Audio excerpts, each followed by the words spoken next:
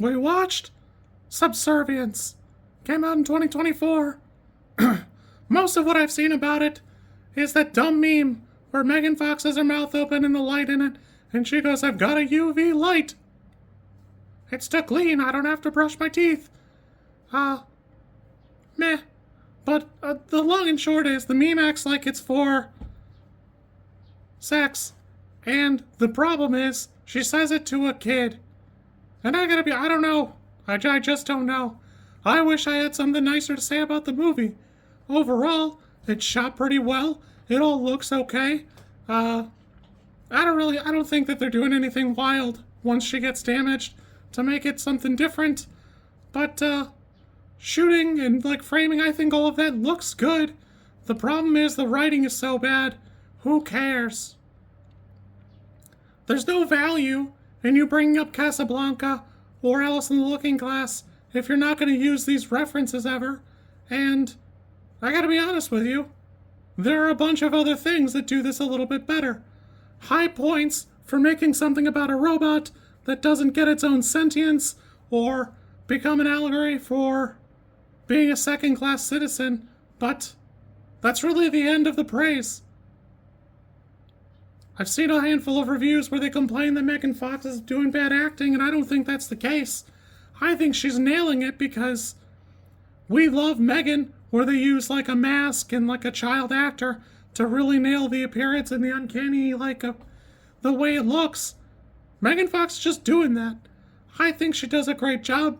I will admit there's a handful of times where her hair is out of place, and I think that's just a silly oversight because it's catching the light and it looks kind of corny, but overall, I think she's doing a great job, and you bozos just don't know what you want. You want to be mad at her because the movie's not that good. Like I said, I want to like it a little bit more, and there's just nothing there to, appreciate. I think it's acted fine, the performance is good. It's just that the writing doesn't leave anything there.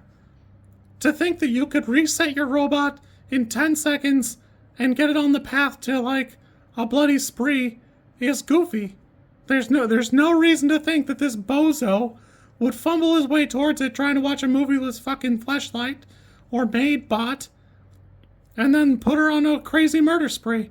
Did you guys not watch iRobot or read it or talk about the Asimov laws of robotics?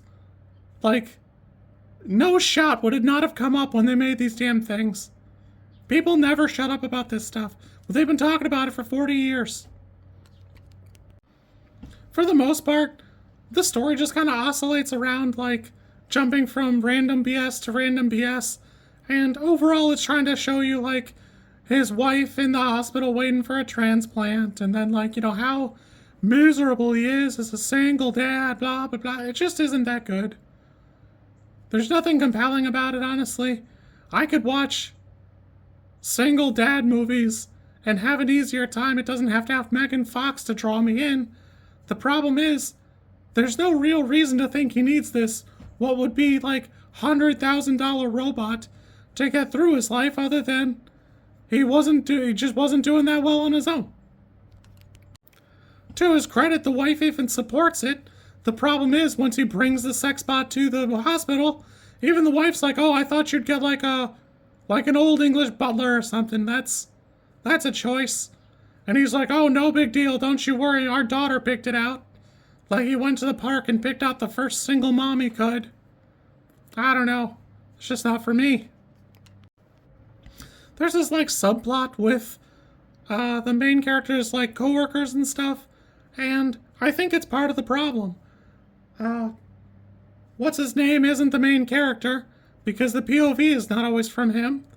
It almost should have always been the wife. I don't care about this single dad and him crying about how hard his day is. It should have 100% been the wife in a weird existential horror movie where this strange sex bot is moving in on your life, and then there's a horror movie where accidents are happening in the house more and more often, and then she's definitely trying to kill you, to an outright horror scene. And the movie just doesn't have the teeth. The writing's not there, and the story setup isn't there. The subplot where the coworker gets murdered is, who cares? The only thing it's really there for is to show you that, there's an obvious sentiment against the robots, which is fine. Nobody seems to care about it. But they are pretty resilient. It took them a few extra whacks to kill it, even when it was just standing there taking it. Overall, for me, this movie's like a 4. If it had any teeth at all, it could be really good. And the problem is, it just doesn't.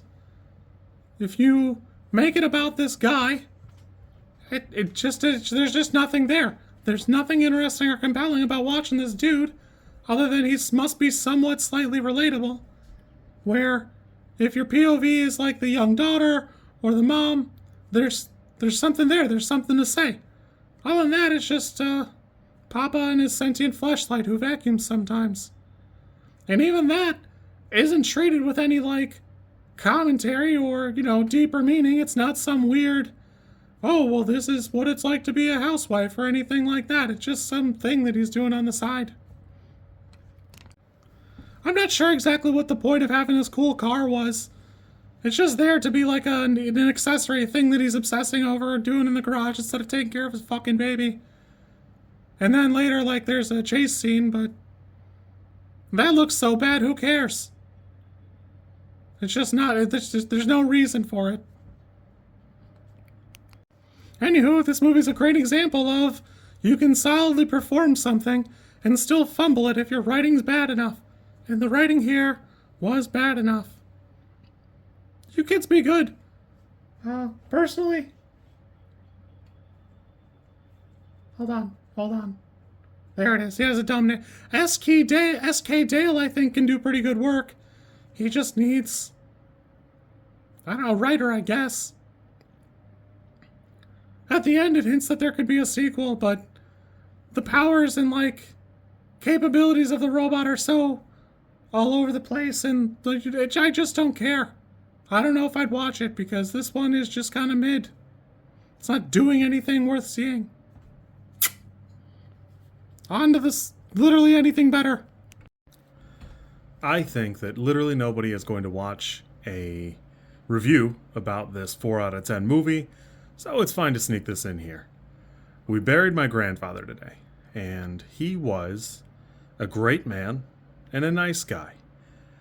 It's hard to use that way to describe him because you could say that about anyone, but it really wouldn't capture what you're really looking for, and it really wouldn't do him any justice.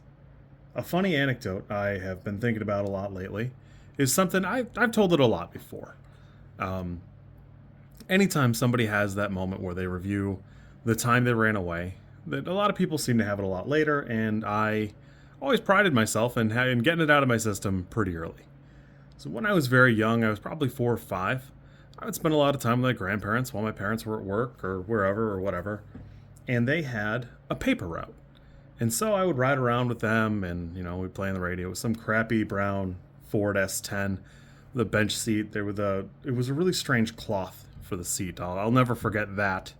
Or maybe there's a blanket on it. I don't know. Like I said, it was kind of a crappy truck. I don't know why. But anyways, so one time we get back to the parking lot where we pick up or drop off the paper, pick up the papers, I guess, to leave, and we had stopped, and there was something about the radio. I think I wanted to listen to a certain radio, or I wanted something different about the radio. Just one of those stupid things that dumb kids want that when they're being dumb. And for whatever reason, my grandpa told me no, and my grandparents are so focused on grandkids that I'm actually more surprised to think that he told me no about anything. I'm sure I was just being a ridiculous brat, and I have no idea what I really wanted. Anyways, we argued about it, and I hopped out of the truck and I ran off. And I'm sure I didn't make it halfway across the parking lot. It seems like I ran very far as a kid, but knowing what I do now, I'm sure I didn't. He scooped me up, and he was very disappointed, and I don't even think he yelled at me. I doubt he spanked me. I would be stunned to hear that. I'd actually have to ask my grandmother. And obviously now is not the time. But I've told that story 100 times. I tell it to people all the time. I'm very proud of it. I always thought it was very funny. And I've always loved my grandparents very deeply. And it only occurred to me now that the reason they had a paper route in their 50s and 60s was to take us to like these crappy ice cream places out in BFE that were just folksy enough to be like the tiny ones from where they grew up and share that part of themselves with us. And I don't know. I guess I just it never occurred to me that while they had both retired and all they really wanted to do was relax and sit on a porch and read a book, they lived modestly at best. That I'm sure the house was more or less in good standing and things were okay, and Grandpa would get part-time jobs every now and again.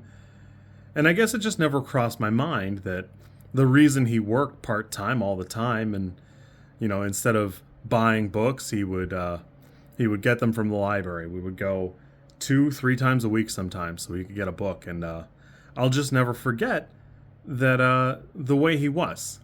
But it's only now occurring to me that a lot of the things he did were setting aside what would have been his own comfort in that to take care of the grandkids or the kids. And I don't know. I just wanted to remember it, and I'll tag this on to the end of a crappy review, and I'll just remember him a little more. Yeah.